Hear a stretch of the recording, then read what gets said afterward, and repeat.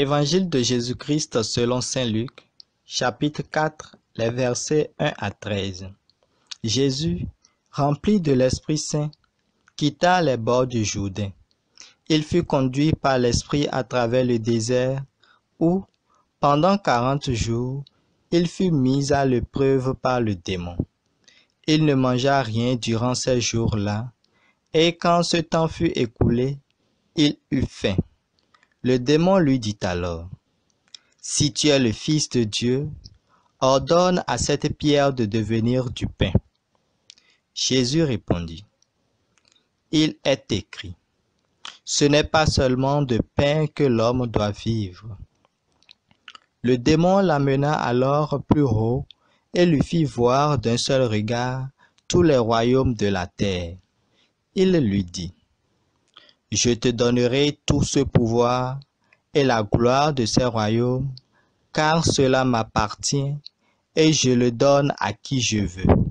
Toi donc, si tu te prosternes devant moi, tu auras tout cela. » Jésus lui répondit, « Il est écrit, tu te prosterneras devant le Seigneur ton Dieu, et c'est lui seul que tu adoreras. » Puis, le démon le conduisit à Jérusalem, il le plaça au sommet du temple et lui dit, « Si tu es le Fils de Dieu, jette-toi en bas, car il est écrit, il donnera pour toi à ses anges l'ordre de te garder, et encore, ils te porteront sur leurs mains, de peur que ton pied ne heurte une pierre. » Jésus répondit, « Il est dit, tu ne mettras pas à l'épreuve le Seigneur ton Dieu. » Ayant ainsi épuisé toutes les formes de tentation, le démon s'éloigna de Jésus jusqu'au moment fixé. Acclamons la parole de Dieu. Méditation. Thème de la méditation. Jeûner lorsque le monde ne tourne pas rond. J'ai vu quelque part une courte série de caricatures sur le sens de la vie. La première représentait un homme devant une peinture abstraite. Il se moquait de cette toile en demandant « Qu'est-ce qu'elle peut bien représenter ?» Dans la seconde, on voyait une main qui sortait de la toile avec un doigt pointant vers l'homme qui riait. Dans la troisième, la toile avec la main et le doigt accusateur demandait « Et toi, qu'est-ce que tu représentes ?»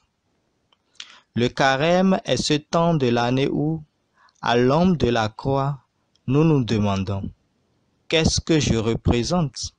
Quel est le sens de ma vie ? Quelle relation est-ce que j'entreprends avec le monde autour de moi ?»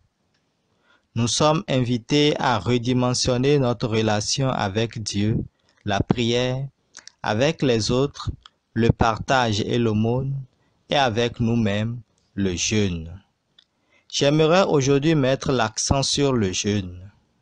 À travers les siècles, la plupart des grandes religions ont invité leurs membres à pratiquer le jeûne volontaire.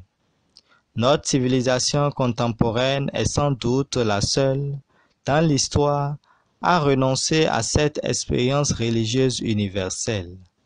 Il faut jouir, dit-on. Pourquoi se priver? En agissant ainsi, croyons-nous vraiment avoir amélioré la qualité de notre vie? Quand une personne se laisse aller et ne peut contrôler ses appétits, elle risque bien de perdre quelque chose d'essentiel, la maîtrise d'elle-même, et devient alors esclave de ses instincts les plus élémentaires. Lorsque Jésus parle de jeûne, il ne s'agit pas de perdre de poids, de vêtements trop petits et ventre trop rond. Il y a des raisons plus sérieuses pour jeûner.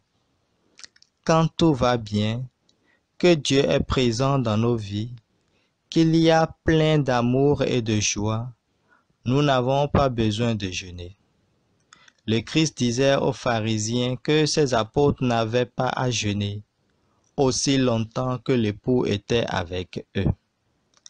Par contre, il est bon de jeûner lorsque le monde ne tourne pas rond, lorsque nous ne vivons pas l'idéal auquel le Christ nous a appelés, lorsque nous remplaçons Dieu par nos veaux d'or, nos dogmes économiques, nos égoïsmes nationaux, lorsque les conflits familiaux conduisent à la violence, à la haine, à la rupture et que les enfants en souffrent, lorsque les jeunes sont privés d'éducation chrétienne, lorsque l'on refuse le pardon à ceux et celles qui nous ont offensés, lorsque des millions de personnes âgées souffrent de solitude et d'abandon.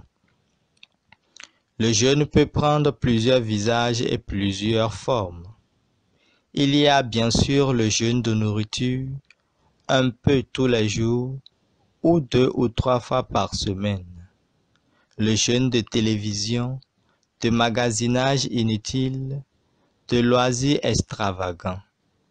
Le jeûne qui nous aide à partager financièrement avec ceux qui vivent dans la misère.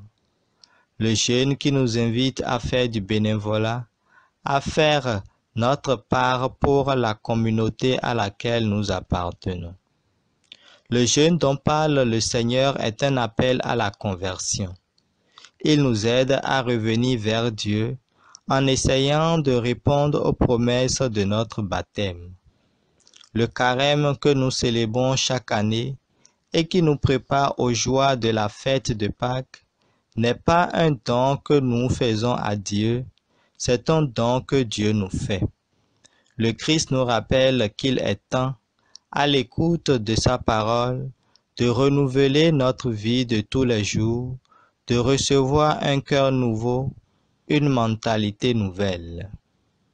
Méditation proposée par le Père Yvon Michel Alade.